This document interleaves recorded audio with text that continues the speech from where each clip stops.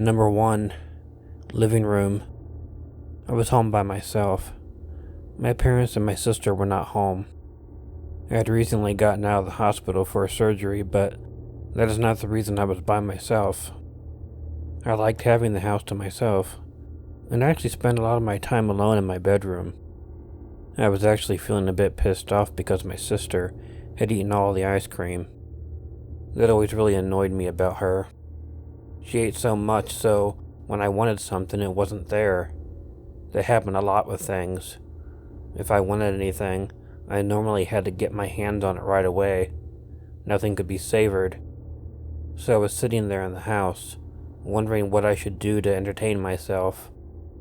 I tended to spend a lot of time in my room, but for some reason, I decided to hang out in the living room because no one else was home. As I was sitting there, I noticed something I couldn't explain. There was something that was catching my eye on the ceiling. I at first thought it was something like my imagination or something. When I looked over in the corner of the room that had caught my attention, there was nothing there.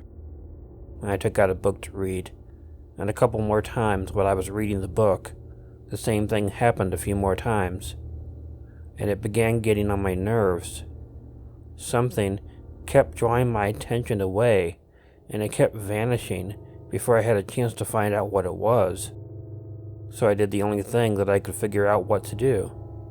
I stopped reading, and then I just watched the corner of the ceiling that kept catching the attention of my eye. I figured that maybe it was a bug or something, and this time, when I caught it, my curiosity would be satisfied, and then I would be able to pay attention to my book easier. And finally, after looking at it for a few minutes, I did notice it. But I was wrong about my curiosity being satisfied, though. In fact, things just got a whole lot stranger. What I was seeing, I did not have any explanation for. There was this strange orange light that I was seeing on the ceiling, and it was only there for a few moments, and then it was gone. And I continued to look at the spot, and the light would come back, and then it would be gone. Having no idea what it was, I looked around to see if there was a source for the light that kept coming and going. But I couldn't find anything, and even if I could have, I wonder if it would have explained why the light had suddenly switched spots. It had been in one corner of the ceiling, and suddenly, for the first time, it was on the other side, sort of by the kitchen door. As the light moved from the one corner, and I followed it to the other, I suddenly noticed something that was much more frightening. I saw someone walking through the kitchen, the unmistakable shadow of a person on the kitchen wall. The orange light had moved over the corner of the ceiling above the kitchen door, so I was looking straight at the shadow when I saw it. I called out for my parents and my sister, although I knew it was not one of them. I would have heard them, and seen them when they came home. They would have come through the living room, which I had been sitting in. There was, of course, no answer, so I went and I grabbed a knife out of the chopping block in the kitchen, and then I went and I walked through the entire house. I checked all of the doors and all of the windows, and they were locked, but I also checked all of the rooms and the closets, and there was no one in the house. But I was still very unsettled. I returned to the living room and remained on the couch until my family got home. After I had returned to the couch, I didn't see either the orange light or the human shadow again. Number 2. When I was a 23-year-old college student, back in the 90s, I moved into a 3-bedroom apartment with my sister and my cousin right off the main highway in kind of a sketchy part of town. I remember that the place gave me the willies, and I didn't want to live there, but my sister had kindly done the work to find a place for us 3 girls, and we ended up moving in. I took the very back room that had a sliding glass door. There was a tall fence around the back, tall trees and brush that came up very close to the building. Even with all the thick brush and trees, I always felt uneasy, like someone was watching me. I always kept the curtains closed at night, and I would adjust the curtains to make sure not even a tiny crack was open. I know, a little crazy, but I just felt uncomfortable.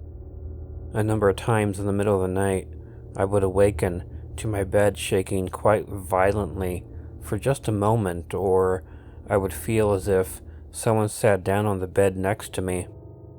It would wake me up, but I would be disorientated and think that I just did one of those weird sleeping jerks and shook myself awake, or I was dreaming.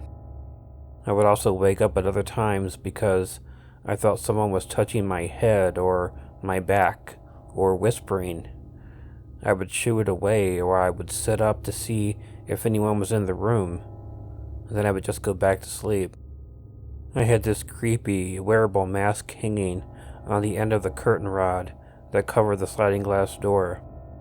It was light, so it didn't disrupt the curtain. The mask had a theater white face and ruby red lips, short black hair, and the eyes were cut out so you could see through it if you wore it. One night I was fast asleep, and I was abruptly woken by someone putting their hand on my head and then on my shoulder and giving me a nudge. When I opened my eyes, I couldn't freaking believe what I was seeing. I closed my eyes and reopened them, and then sat up in bed. At that moment I realized that a ghost was living in my bedroom. The curtain had been pulled open about 6 inches at the top, and the eyes of the mask were lit up with an eerie glowing light. It was so bright that I couldn't figure out where the light was coming from. It was fucking creepy as hell. I got up and peeked through the curtain. It was the light from a full moon. The light was pouring through the small area between the building, the fence, and all the trees and brush. The moon was in a perfect position, very low on the horizon, to shine right through those damn eyes of that cursed mask. That dead bastard put some serious thought into this, I thought to myself, and now I was pissed. I started in on him, telling him how rude he is, waking me up all the time and touching me while I sleep. I mean, he actually had pulled back the curtain just enough and planned on waking me up at the exact moment the full moon would be in a light-casting trajectory through that narrow space to shine through those fucking eyes. I can't explain how, but I knew it was a man. But I sensed that he was an older white male with a belly and was balding. I started telling him to leave me alone and that I didn't appreciate being woke up and harassed like that. His antics died down for a while after that, until one night I was sitting in my bed reading the Old Testament. I was taking a world religion class, and I was reading about Moses. I started feeling very uneasy, and I felt strong negative energy in the room. I tried to ignore it, but it intensified. I've always been highly sensitive to things like this, and this may sound strange to some, but I started to hear a man yelling at me, but there was no sound. I could sense the male ghost standing next to my bed, yelling. Then he began screaming at me and leaning over me. It felt like his face was very close to me. It was so disturbing that I turned cold. His voice was echoing like it was coming from a deep, deep cavern. I couldn't understand what he was saying. It was similar to yelling underwater, yet I could not see or hear him in the regular sense. Truly, I knew it was happening just beyond the veil of this world. I tried to stay focused on reading because I had the test the next day, but his anger continued to escalate. I began to feel fear and dread, even though I didn't believe he could hurt me. At that moment, an apex of negative energy rushed through the room, and a large, heavy painting flew off the wall onto my bed and missed me by inches. I stood up and I didn't know what to do. This trick felt much more sinister and anger-fueled. I paced through the apartment, feeling trapped. I wanted to flee, but it was 10 p.m. in sketchy town, so I didn't want to go out alone. Turns out, it was also a full moon that night, too. I never really believed that too much, but I do now. I did leave the house that night to get away, and then I had a very strange sighting in the sky that was so surreal that I won't even mention it. But now as I look back, I may have been on such a high alert from the ghost that I was in a heightened state of awareness. I suppose we can choose to fine-tune our frequency, or just be scared right into it for long enough to get a glimpse of the unseen.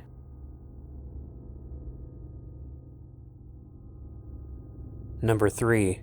Fur coat. This happened 2 summers ago. I worked at a job where I was on the road a lot, so I found myself in some interesting places. Here's what I witnessed that day. One hot summer afternoon a few years ago, I was working a job where I drove from store to store, setting up displays. I finished at one location and started driving to the next one, but decided to stop at Trader Joe's for groceries first.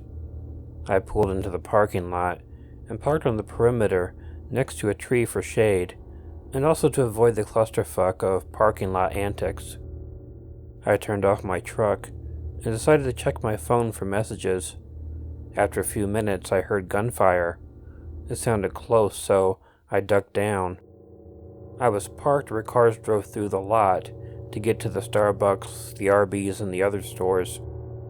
The stores were between me and the highway that ran through the city.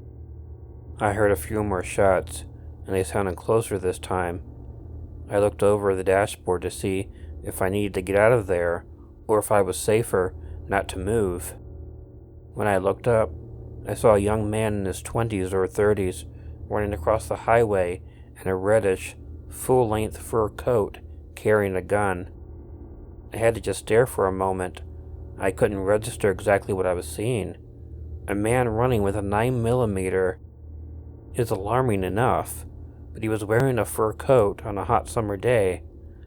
I was perplexed. After he crossed the road, he went behind Starbucks. I heard more shots. Then I saw him ducking behind the bushes between Starbucks and Arby's. I called 911 and explained where the shooter was. Just then a car with 2 people inside drove past me in the direction of the shooter, apparently unaware of the situation. As they drove towards Arby's, the man in the fur coat stepped out from behind the bushes and blocked the car. He pointed the gun at the driver's head and told them to get out. He jacked their vehicle and started for the next lot. By that time, there were so many cops, SWAT detectives, and fire trucks in the area that no one could leave. I watched as the officers put on their bulletproof vests while finagling their weapons as they ran closer to the scene. The shooter must have been surrounded by then, if they were confident enough to get out of their vehicles and knew the shooter wouldn't get much further. So I jumped out of my truck. Okay, so yes, I'm a bit embarrassed that my primitive looky-loo trait kicked in, but how often do you see this sort of thing go down in front of you? I walked towards the parking lot beyond Arby's. As I got closer, I saw a sniper laying across the bed of a truck, and probably 90 officers, men and women. It was intense how they worked as one force. It was strategic, but cautious. Information was traveling fast, and I heard that everyone in Ross and the other businesses were notified by phone to go into lockdown and move all their customers and clients to the back of their establishments and away from the windows. Surprisingly, I was able to walk quite close to the area and see that the man in fur had driven up over a curb and was teetering high on a bush, unable to flee. At that point, there were negotiators in contact with him. The police finally created a better perimeter and pushed back the curious and the nosy, so I left. The next day I googled more details. What a sad story. The man with the gun had a 2-year-old boy who lived with the boy's mother and her new boyfriend. 3 days before the shooting took place, the boyfriend beat the little boy to death. The shooter was so distraught over the loss of his son that he had nothing to lose. One man was shot in the alley before he crossed the highway to Starbucks. He fired again into Arby's, sending everyone inside scrambling to the floor. From what I understand, the guy in the alley was the only one hit. The negotiator had talked to the shooter while he was still hightailed up on the shrubbery and promised him help and assistance through the system if he would surrender. They offered him a beer, some time to drink it, and time to calm down before he surrendered, and he did surrender. I hope that they delivered to the shooter what they promised. It doesn't make it okay to go out shooting up a city, but it does give a window into what people go through and what happens to them when there's nowhere to turn or there's nothing to lose.